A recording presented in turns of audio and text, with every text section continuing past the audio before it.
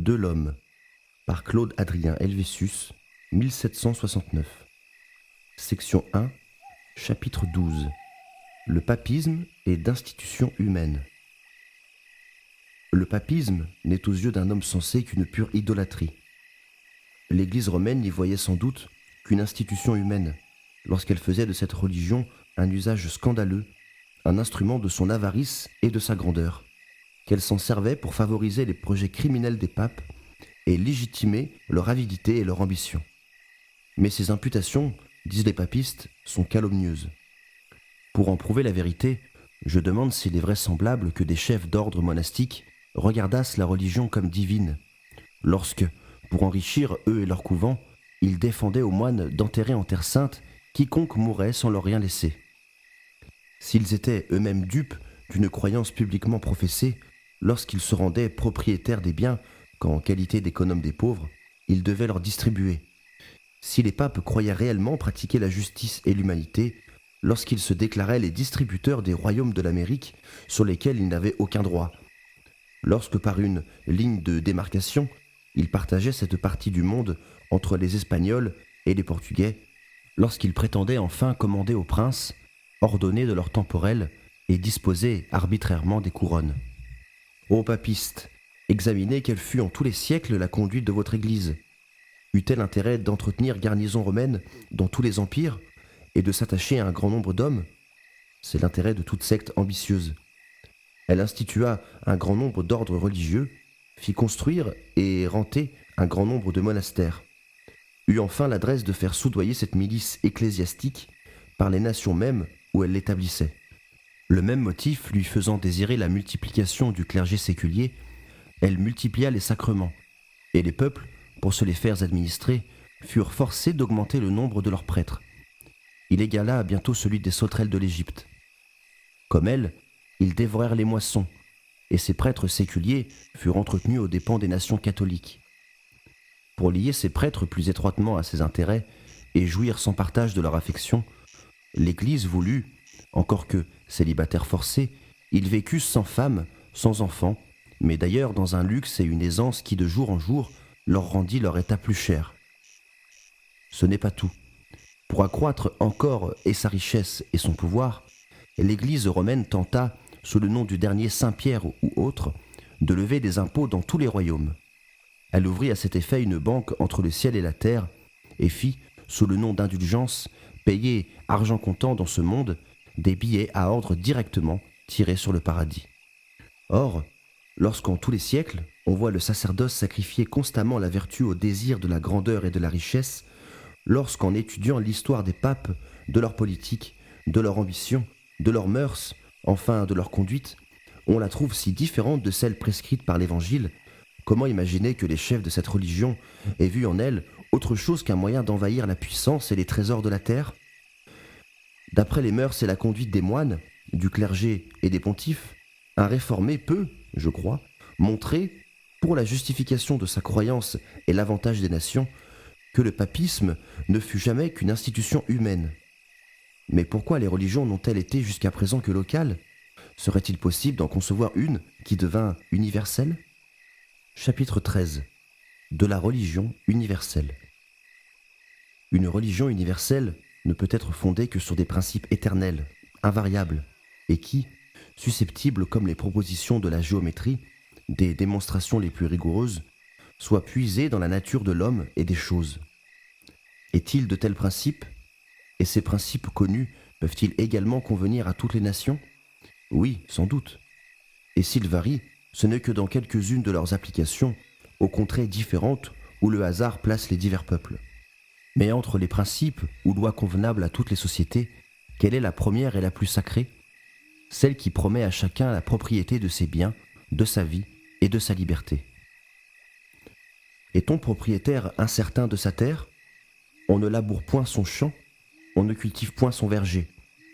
Une nation est bientôt ravagée et détruite par la famine. Est-on propriétaire incertain de sa vie et de sa liberté? L'homme, toujours en crainte, est sans courage et sans industrie.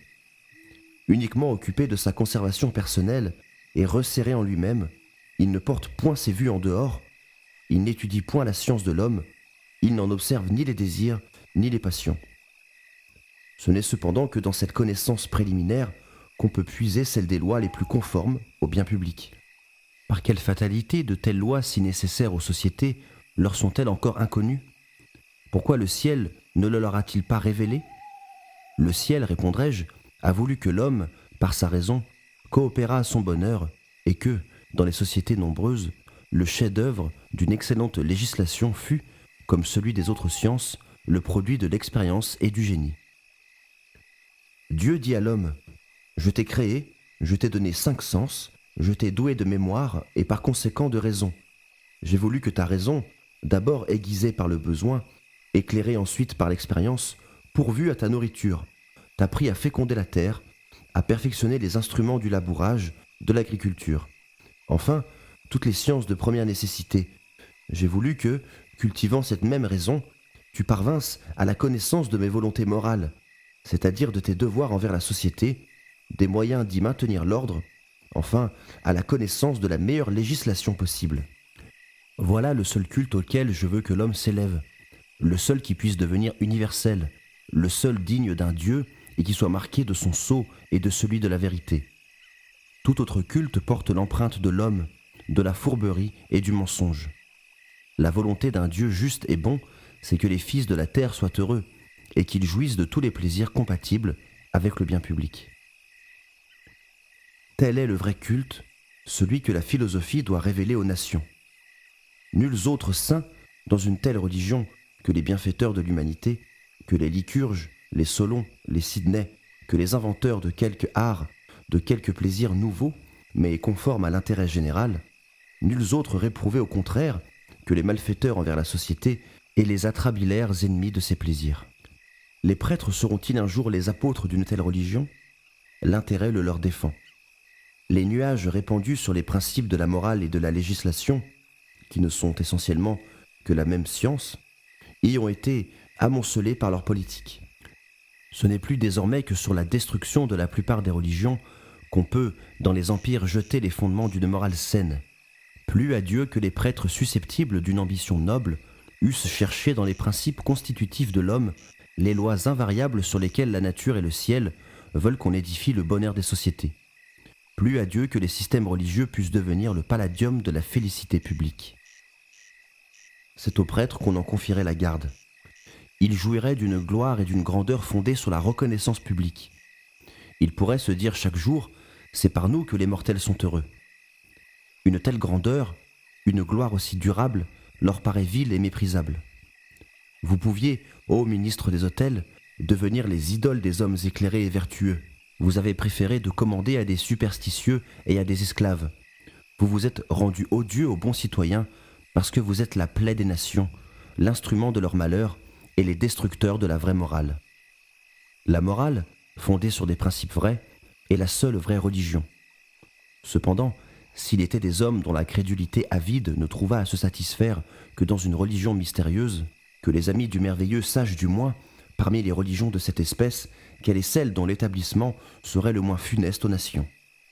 Chapitre 14. Des conditions sans lesquelles une religion est destructive du bonheur national. Une religion intolérante, une religion dont le culte exige une dépense considérable, est, sans contredit, une religion nuisible. Il faut qu'à la longue son intolérance dépeuple l'empire et que son culte trop coûteux le ruine. Il est des royaumes catholiques où l'on compte à peu près 15 000 couvents, 12 000 prieurés, 15 000 chapelles, 1300 abbayes, 90 000 prêtres employés à desservir 45 000 paroisses, où l'on compte en outre une infinité d'abbés, de séminaristes et d'ecclésiastiques de toute espèce. Leur nombre total compose au moins celui de 300 000 hommes. Leurs dépenses suffiraient à l'entretien d'une marine et d'une armée de terre formidable. Une religion aussi à charge à un État ne peut être longtemps la religion d'un empire éclairé et policé. Un peuple qui s'y soumet ne travaille plus que pour l'entretien du luxe et de l'aisance des prêtres, et chacun des citoyens n'est qu'un serf de sacerdoce. Pour être bonne, il faut qu'une religion soit et peu coûteuse et tolérante. Il faut que son clergé ne puisse rien sur le citoyen. La crainte du prêtre dégrade l'esprit et l'âme, abrutit l'un, avilit l'autre. Armera-t-on toujours d'un glaive les ministres des autels? Ignore-t-on les barbaries commises par leur intolérance? que de sang répandu par elle, la terre en est encore abreuvée. Pour assurer la paix des nations, ce n'est point assez de la tolérance civile. L'ecclésiastique doit concourir au même but. Tout dogme est un germe de discorde et de crime, jeté entre les hommes. Quelle est la religion vraiment tolérante ? Celle ou qui n'a, comme la païenne, aucun dogme, ou qui se réduit, comme celle des philosophes, à une morale saine et élevée, qui, sans doute, sera un jour la religion de l'univers. Il faut de plus qu'une religion soit douce et humaine, que ses cérémonies n'aient rien de triste et de sévère, qu'elle présente partout des spectacles pompeux et des fêtes agréables, que son culte excite des passions, mais des passions dirigées au bien général. La religion qui les étouffe produit des talapoins, des bonzes, des bramines, et jamais de héros, d'hommes illustres et de grands citoyens. Une religion est-elle gaie ? Sa gaieté suppose une noble confiance dans la bonté de l'être suprême. Pourquoi en faire un tyran oriental, lui faire punir des fautes légères par des châtiments éternels ? Pourquoi mettre ainsi le nom de la divinité au bas du portrait du diable ? Pourquoi comprimer les âmes sous le poids de la crainte, briser leurs ressorts et d'un adorateur de Jésus faire un esclave vil et pusillanime ? Ce sont les méchants qui peignent Dieu méchant. Qu'est-ce que leur dévotion ? Un voile à leur crime. Une religion s'écarte du but politique qu'elle se propose lorsque l'homme juste, humain envers ses semblables, lorsque l'homme distingué par ses talents et ses vertus, n'est point assuré de la faveur du ciel, lorsqu'un désir momentané, un mouvement de colère ou l'omission d'une messe peut à jamais l'en priver. Que les récompenses célestes ne soient point dans une religion le prix de quelques pratiques minutieuses qui donnent des idées petites de l'éternel et fausses de la vertu. De telles récompenses ne doivent point s'obtenir par le jeûne, le cilice, l'obéissance aveugle et la discipline. L'homme qui place ces pratiques au nombre des vertus, y peut placer aussi l'art de sauter, de danser, de voltiger sur la corde. Qu'importe aux nations qu'un jeune homme se fesse ou fasse le saut périlleux. Si l'on a jadis divinisé la fièvre, pourquoi n'a-t-on pas encore divinisé le bien public ? Pourquoi ce Dieu n'a-t-il pas encore son culte, son temple et ses prêtres ? Par quelle raison, enfin, faire une vertu sublime de l'abnégation de soi-même ? L'humanité est dans l'homme la seule vertu vraiment sublime. C'est la première et peut-être la seule que les religions doivent inspirer aux hommes. Elle renferme en elle presque toutes les autres. Qu'au couvent l'on ait l'humilité en vénération, à la bonne heure. Elle favorise la vilité et la paresse monastique. Mais cette humilité doit-elle être la vertu d'un peuple ? Non. Le noble orgueil fut toujours celle d'une nation célèbre. C'est le mépris des Grecs et des Romains pour les peuples esclaves. C'est le sentiment juste et fier de leur force et de leur courage qui, concourément avec leurs lois, leur soumit l'univers. L'orgueil, dira-t-on, attache l'homme à la terre. Tant mieux, l'orgueil a donc son utilité. Loin de combattre, que la religion fortifie dans l'homme l'attachement aux choses terrestres, que tout citoyen s'occupe du bonheur, de la gloire et de la puissance de sa patrie, que la religion, panégériste de toute action conforme à l'avantage du plus grand nombre, sanctifie tout établissement utile et ne le détruise jamais.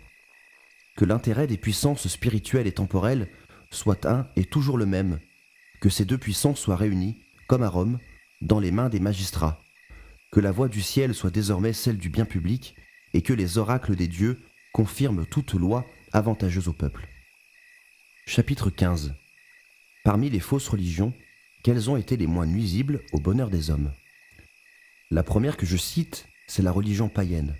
Mais lors de son institution, cette prétendue religion n'était proprement que le système allégorisé de la nature.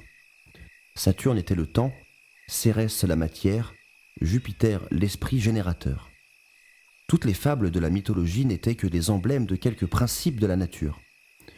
En la considérant comme système religieux, était-il si absurde d'honorer sous divers noms les différents attributs de la divinité ? Dans les temples de Minerve, de Vénus, de Mars, d'Apollon et de la fortune, qu'adorait-on ? Jupiter, tour à tour considéré comme sage, comme beau, comme fort, comme éclairant et fécondant l'univers. Est-il plus raisonnable d'édifier sous les noms de Saint-Eustache, de Saint-Martin ou de Saint-Roch des églises à l'être suprême ? Mais les païens s'agenouillaient devant des statues de bois ou de pierre. Les catholiques en font autant. Et si l'on en juge par les signes extérieurs, ils ont souvent pour leurs saints plus de vénération que pour l'Éternel. Au reste, je veux que la religion païenne ait été réellement la plus absurde. C'est un tort à une religion d'être absurde. Son absurdité peut avoir des conséquences funestes. Cependant, ce tort n'est pas le plus grand de tous, et si ces principes ne sont pas entièrement destructifs du bonheur public, et que ces maximes puissent s'accorder avec les lois et l'utilité générale, c'est encore la moins mauvaise de toutes. Telle était la religion païenne. Jamais d'obstacle mis par elle au projet d'un législateur patriote. Elle était sans dogme, par conséquent humaine et tolérante. Nulle dispute, nulle guerre entre ces sectateurs qui ne put prévenir l'attention la plus légère des magistrats. Son culte, d'ailleurs, n'exigeait point un grand nombre de prêtres et n'était point nécessairement à charge à l'État. Les dieux lards et domestiques suffisaient à la dévotion journalière des particuliers. Quelques temples élevés dans de grandes villes, quelques collèges de prêtres, quelques fêtes pompeuses suffisaient à la dévotion nationale. Ces fêtes, célébrées dans les temps où la cessation des travaux de la campagne permet à ses habitants de se rendre dans les villes, devenaient pour eux des plaisirs. Quelque magnifiques que fussent ces fêtes, elles étaient rares et par conséquent peu dispensieuses. La religion païenne n'avait donc essentiellement aucun des inconvénients du papisme. Cette religion des sens était d'ailleurs la plus faite pour des hommes, la plus propre à produire ces impressions fortes, qu'il est quelquefois nécessaire aux législateurs de pouvoir exciter en eux. Par elle, l'imagination toujours tenue en action soumettait la nature entière à l'empire de la poésie, vivifiait toutes les parties de l'univers, animait tout. Le sommet des montagnes, l'étendue des plaines, l'épaisseur des forêts, la source des ruisseaux, la profondeur des mers étaient par elle peuplées d'oréades, de faunes, de nappés, d'amadriades, de tritons, de néréides. Les dieux et les déesses vivaient en société avec les mortels, prenaient part à leurs fêtes, à leurs guerres, à leur amour. Neptune allait souper chez le roi d'Éthiopie. Les belles et les héros s'essuyaient parmi les dieux. Latone avait ses autels. Hercule, déifié, épousait Hébé. Les héros moins célèbres habitaient les champs et les bocages de l'Élysée. Ces champs, embellis depuis par l'imagination brûlante du prophète qui y transporta les houris, étaient le séjour des guerriers et des hommes illustres en tous les genres. C'est là qu'Achille, Patrocle, Ajax, Agamemnon et tous les guerriers qui combattaient sous le mur de Troie s'occupaient encore d'exercices militaires. C'est là que les Pindars et les Homères célébraient encore les Jeux olympiques et les exploits des Grecs. L'espèce d'exercice et de chant qui, sur la terre, avait fait l'occupation des héros et des poètes, tous les goûts enfin qu'ils y avaient contractés les suivaient encore dans les enfers. Leur mort n'était proprement qu'une prolongation de leur vie. Cette religion donnée, quel devait être le désir le plus vif, l'intérêt le plus puissant des païens? Celui de servir leur patrie par leur talent, leur courage, leur intégrité, leur générosité et leur vertu. Il était important pour eux de se rendre cher à ceux avec qui ils devaient, dans les enfers, continuer de vivre après leur mort. Loin d'étouffer l'enthousiasme qu'une législation sage donne pour la vertu et les talents, cette religion l'excitait encore. Convaincus de l'utilité des passions, les anciens législateurs ne se proposaient point de les étouffer. Que trouver chez un peuple sans désir? Sont-ce des commerçants, des capitaines, des soldats, des hommes de lettres, des ministres habiles? Non, mais des moines. Un peuple sans industrie, sans courage, sans richesse, sans science, est l'esclavage né de tout voisin assez audacieux pour lui donner des fers. Il faut des passions aux hommes, et la religion païenne n'en éteignait point en eux le feu sacré et vivifiant. Peut-être celle des Scandinaves, peu différente de celle des Grecs et des Romains, portait-elle encore plus efficacement les hommes à la vertu. La réputation était le dieu de ces peuples. C'était de ce seul dieu que les citoyens attendaient leur récompense. Chacun voulait être le fils de la réputation. Chacun honorait, dans les bardes, les distributeurs de la gloire et les prêtres du temple de la renommée. Le silence des bardes était redouté des guerriers et des princes même. Le mépris était le partage de quiconque n'était pas fils de la réputation.